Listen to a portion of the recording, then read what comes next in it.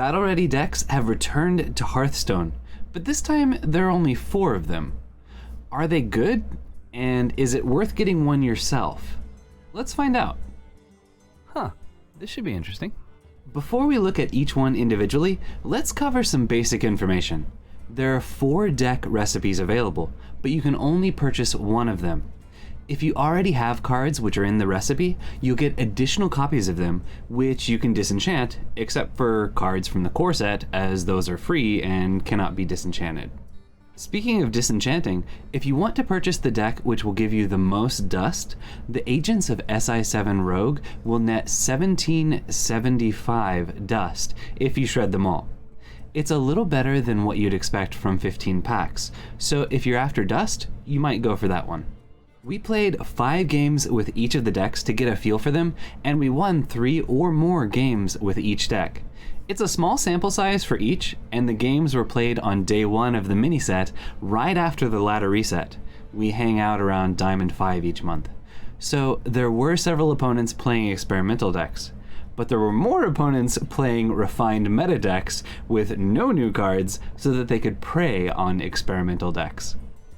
And these held up against them, so any of these have potential to be quite good once you learn to play them well. So if you do pick one up, which one would be best? For collectors, I'd go for whichever one gets you the most value in cards you're missing, or the Agents of SI7 for the dust value. But to play, each one has a bit of a different playstyle, so let's look at how they play. We'll go in order by class, so first up is Druid with their Swarming Squirrels deck.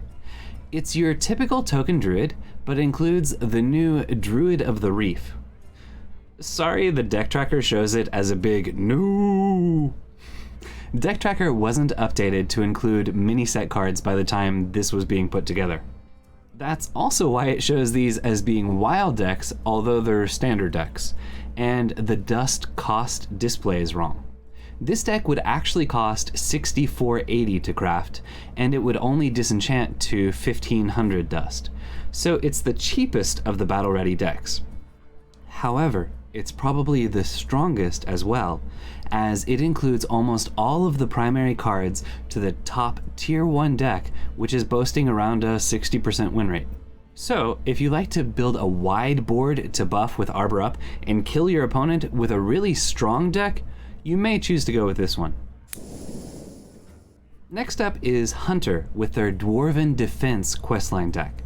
The last deck was focused on dominating the board, while this one can direct most of its focus at the opponent's face, pumping out absurd amounts of damage upon questline completion.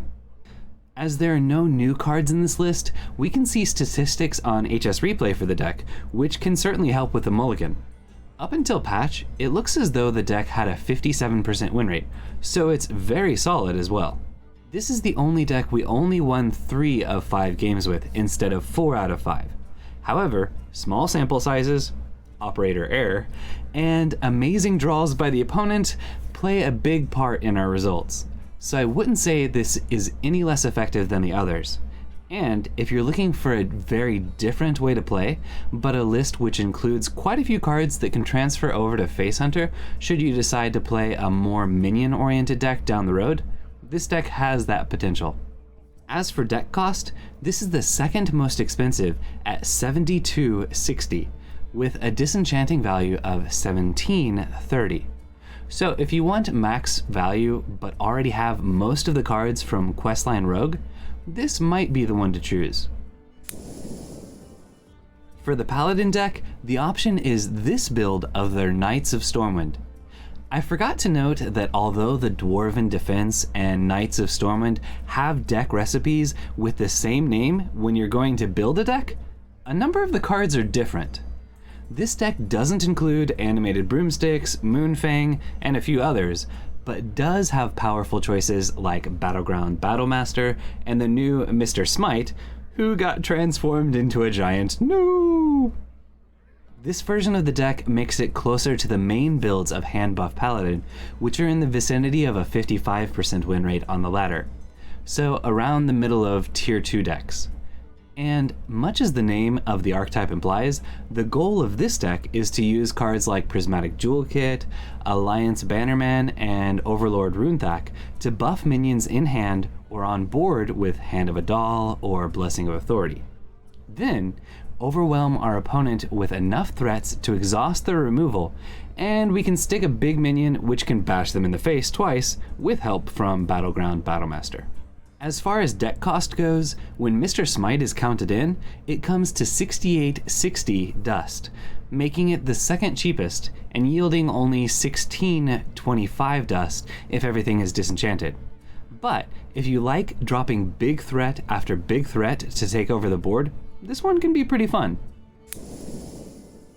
And now for the last of the battle-ready decks, the Agents of SI7 Questline Rogue.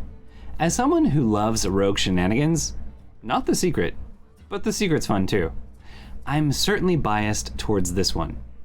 I mean, stealthy spies, bouncing threats for powerful burst finish with anything you conceal with the Noggin Fog generator, and cards from other classes thanks to Undercover Mole keeps games with this deck fresh and interesting to play, at least for me. But it's probably the most challenging of these decks to play well. It's not nearly as difficult to master as Garrote Rogue, but you still have to be clever with your resources. So, if you like a challenge with a decent bit of variation in gameplay, I'd recommend this deck. The Hunter deck can also go in interesting directions thanks to the spell discovery cards, but you're not going to be playing cards from other classes with that deck. But I'm getting sidetracked. The card which Deck Tracker isn't showing here is the new version of Edwin, who honestly felt a little clunky in the deck. When he arrived, I wanted to draw more than one card with him, but by the time we had enough mana to assume we'd be able to play what we drew with him, we were killing our opponent. So in this deck at least, maybe he's just a tempo 4-mana 4/4 which draws you a card?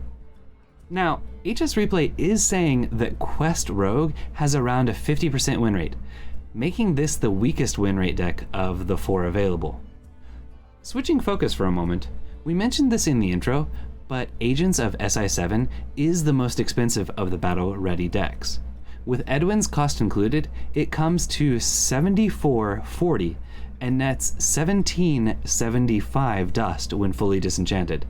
So it's great value and a lot of fun, but it's challenging to play and boasts the lowest win rate of the 4 decks. Some things to keep in mind when making your decision. And that's it. The decks are quite strong, and there's a variety of playstyles to choose from. The Rogue deck grants the most dust value, but if you're looking for a deck to play, I'd recommend going with a deck that matches your playstyle. If you are considering the battle-ready decks, hopefully this video helped. If you have any questions or input of your own about these, let us know in the comments. Tapping that like button can help others find this video, and we've got more gameplay achievement guides and fun deck highlights coming soon. So if you'd like to see those when they come out, make sure to subscribe. Also, if you enjoy participating in off-meta deck experiments live, check out our stream at twitch.tv/SSAlchemist. We currently stream on Saturdays and Sundays. There's a link to our Discord server in the description as well, if you'd like to check that out. And remember, you're awesome. Thank you for watching, and have an awesome day.